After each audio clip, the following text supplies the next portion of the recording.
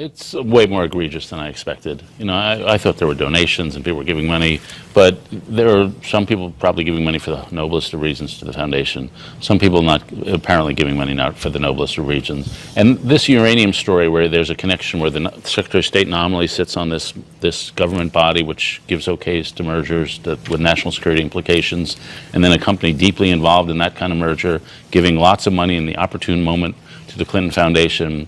According to my newspaper, the foundation not reporting it really adequately. That's reasonably stark. All right, and that's David Brooks. And joining us now is Bill Kristol, founder and editor of the Weekly Standard, ABC News contributor. Bill, let me start with this. You know, every time since the last time we spoke, there's more and more and more and more and more. I mean, how much trouble is she in politically, if not legally?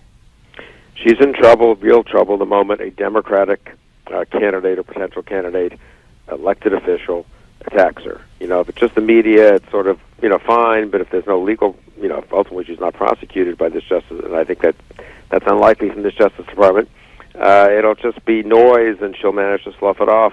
Some Democrat has to stand up and say, in addition to differing with her on issues, probably, like her being too close to Wall Street and so forth, has to say, look, there are such serious ethics questions about Hillary Clinton that she shouldn't be our nominee for president.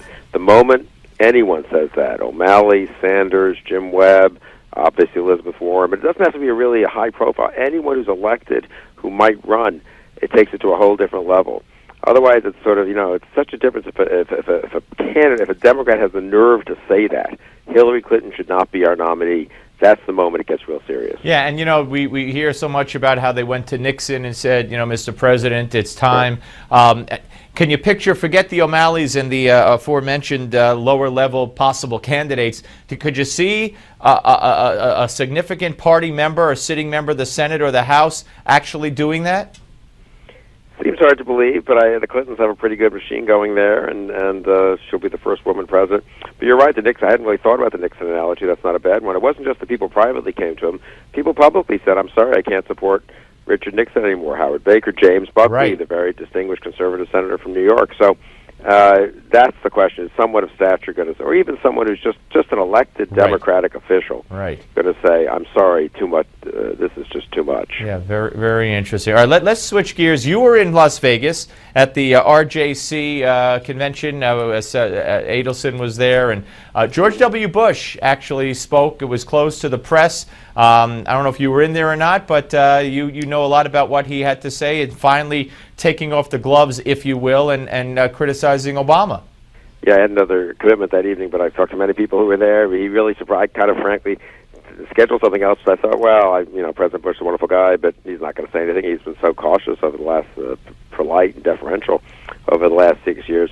But he did kind of take off the gloves. I mean, it was clear. I talked to someone who knows Bush and followed him closely, watched him closely there, and he's just disgusted, I think, frankly, by President Obama's job performance, and that he's frittered away the gains that we sacrificed so much more for in Iraq. When Bush spoke powerfully about, look, when things weren't going well in Iraq, I called the commanders in and I said, do we have to change strategy? And we did change strategy. Now things fall apart in Iraq, and Obama doesn't rethink anything. He was very tough on the Iran deal, which said he would never let the sanctions go off until there was proof of performance, instead of letting them go at the beginning. The sanctions, he thinks, were squeezing the Iranian regime. He has no faith in this Iran deal.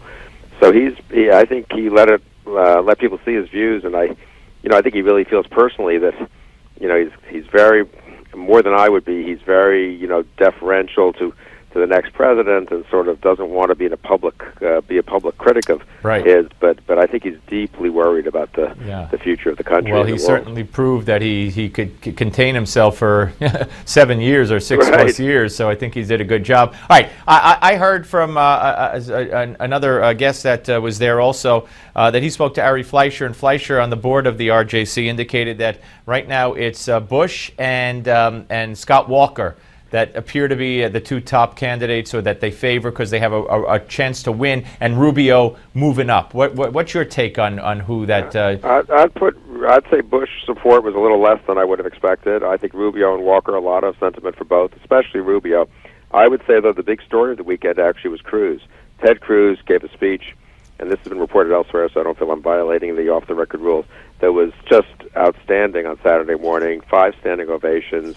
I've seen Cruz many times, and he's always good. But at times, at times he can be a little overbearing or a little preachy or a little maybe not quite in sync with the audience. He really hit on all cylinders. And the people many people, I know a lot of those people over the years.